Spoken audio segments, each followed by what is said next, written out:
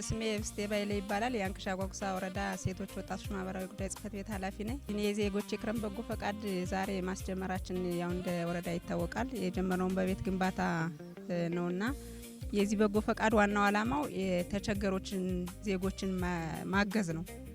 የተቸገሩበት ምንድነው የሚቀራቸው እኛ ልንደግፋቸው ምንችለው ምንድነው ብለን በመለየት ቤት የሌላቸውን ቤት በመስራት ምግብ የሌላቸውን ምግብ በመስጠትና አልባሳት የሌላቸውን ልብስ በመስጠት በተለያዩ እንደ የፍላጎታቸው ለይተን የምናገዘውና አላማው የተቸገሩትን ማገዝ ነው። የዚህ የበጎ ፈቃድ አላማችን ወይዘሮ አምባነሽ ስሜነህ ባላለው ያው የብሔረሰብ አስተዳደር ሴቶች ወጣቶችና ማህበራዊ ጉዳይ መምሪያ ኃላፊ ነኝ።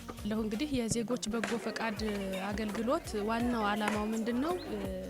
እርስ በርስ የሰዎች መተጋገዝን እርስ በርስ መተሳሰብን መፈቃቀርንና ሀገራዊ አንድነትንም ጭምር ለማምጣት የሚሰራ ተግባር ነው ማለት ነው።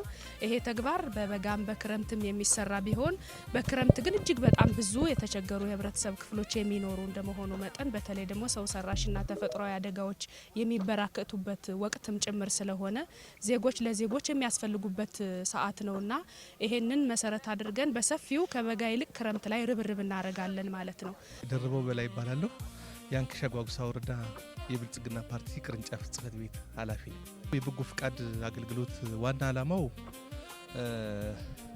አቅም የሌላቸውን የህብረተሰብ ክፍሎች ለይተን ምንደግፍበት ነው።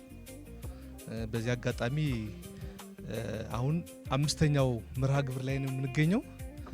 በጎነት ለኢትዮጵያ ከፍታ በሚል መሪ ቃል ዛሬ በወረዳችን በካፍታ ቀበሌ የአንድ እናት አቅመ ደካማ እናት ቤት ነው አዲስ ቤት ነው እየሰራን ያለና በዛ መንገድ አስጀምረናልና አላማው እንደዚህ አቅም የሌላቸውን ዜጎች እየለየን በየቀበሌው ያሉ አቅም ያጠራቸውን